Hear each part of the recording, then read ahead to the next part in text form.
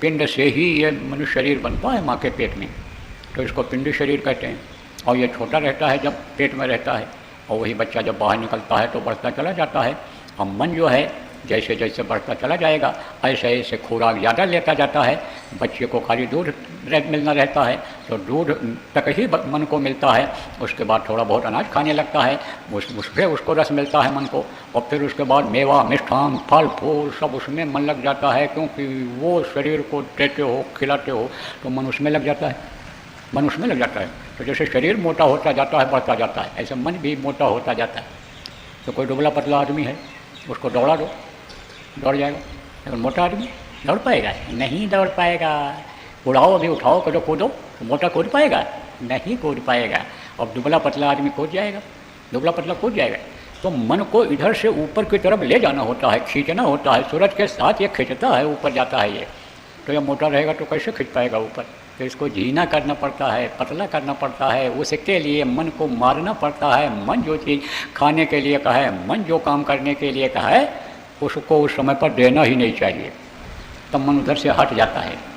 कोई देखो आदमी हो मांगता रहे, कोई चीज़ मांगता रहे ना दो, तो उधर से मन हट जाता है कि बार बार मांगने से नहीं दे रहे हैं, चलो माँ की इच्छा नहीं है अभी दूध पिलाने की, तो बच्चा रोते रोते चुप हो जाता है।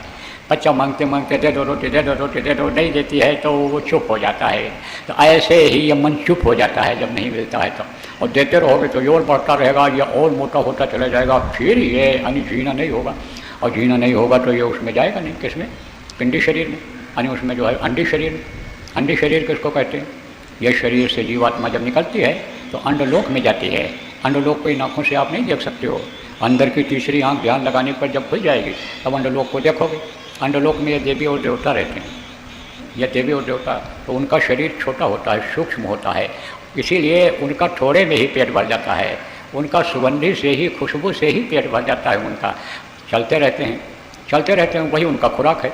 जैसे आदमी का खुराक अन्न है, अन्य प्राण कलयुग में अन्न में प्राण है, तो प्राण जो है अन्न में है, अन्न मिलता रहे आदमी चलता रहेगा। फल फूल मेवा मिष्ठान घी दूध कुछ भी न मिले, और अगर रोटी ही रोटी मिलती रहे आदमी तो जिंदा रहेगा। ऐसे उनको खाली सुगंधी ही मिल जाती है तो अपना काम करते रहते हैं। और फिर और ये पतला होता है जब ऊपर जाता है मन, सूरज ऊपर जाती है तो ये कहाँ जाती है?